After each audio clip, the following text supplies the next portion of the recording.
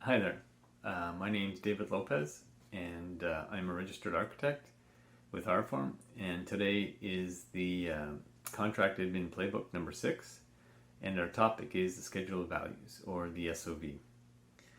And I guess I'd like to start by saying that it's very difficult to accurately certify a progress claim unless you have a well-structured Schedule of Values, or SOV.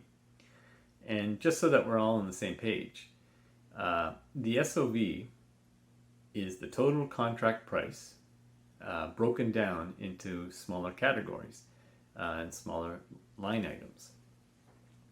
And most contracts state that the prime consultant has to approve that SOV prior to the first progress claim.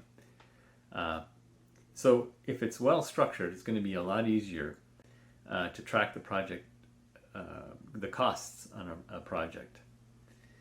For example, if you only have one line item for the envelope, it's going to be pretty difficult to determine the percentage complete.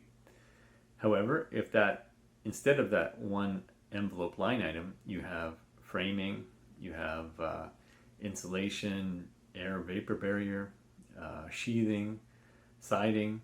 Now, we don't want to break it up into too many, but it's going to make your job a lot easier to determine accurate progress claims on the portion of the work done today.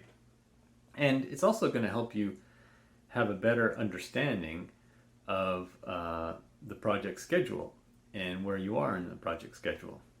So you'll know how much of the envelope's completed in terms of the cost, and that's going to correlate with the amount of time that's taken up by that line item as well.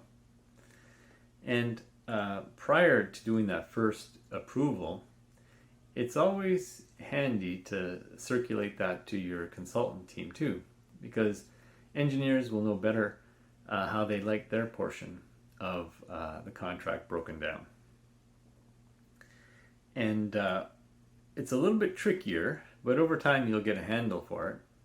And that is being careful that the schedule of values isn't overvalued at the start of a project. So it's like front end loaded. So what that means is some of your items that occur early in a project might have a greater value allocated to them than they should have. Because what happens then is that more of the money is paid out in the beginning and there's less money paid out at the end, which might not be very accurate. And something like that is going to come back and haunt you if you ever have to make a claim on the performance bond or any of the bonding.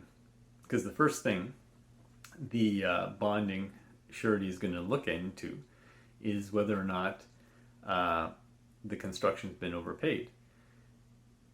For example, if there's been more money paid out to or in comparison to what point the construction progress is at.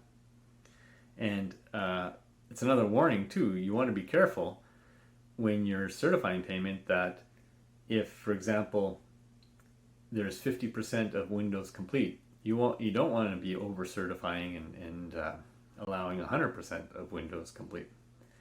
So there's a lot to think about when you have that first schedule of value SOV and certifying payments. And in RForm, there's a schedule of values feature that's connected directly to the certificate for payment, which helps in streamlining some of the work and taking some of the monotonous calculations out of it. So if you'd like to learn more about RForm, or if you'd like to have a demo, please contact us at rform.ca, and or you can sign up for your free project.